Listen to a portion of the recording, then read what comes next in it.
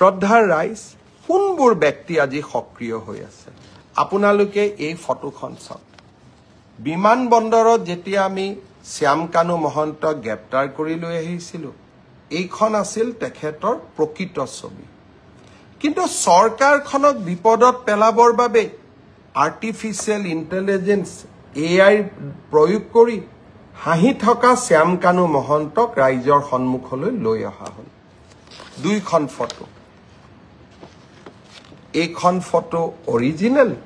এইখন photo duplicate এই কামবোৰ কিয় কৰি আছে জুবিনক ন্যায় দিবৰ বাবে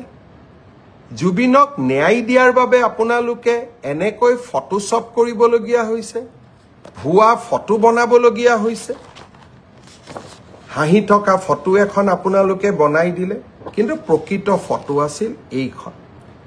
ই কি প্ৰমাণ কৰিছে তাৰ মানে আজি এটা চক্ৰ প্ৰতিটো পৰ্যায়তে একোটা ষড়যন্ত্ৰৰ আকাৰ দি জুবিনক ন্যায় দিয়াৰ প্ৰক্ৰিয়াক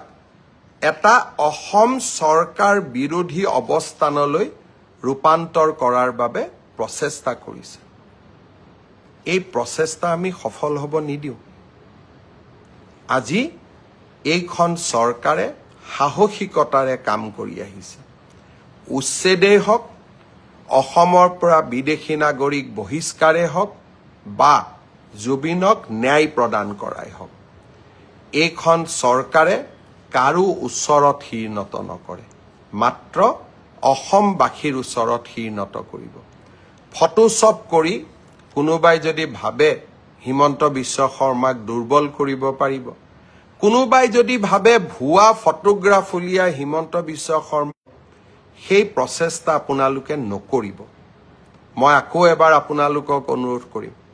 মই আজি ফেচবুকৰ পিছত মই 2020 চনত জুবিনৰ বিষয়ে কোৱা কথাকেইটা এবাৰ আপোনালোকে শুনি ল'ব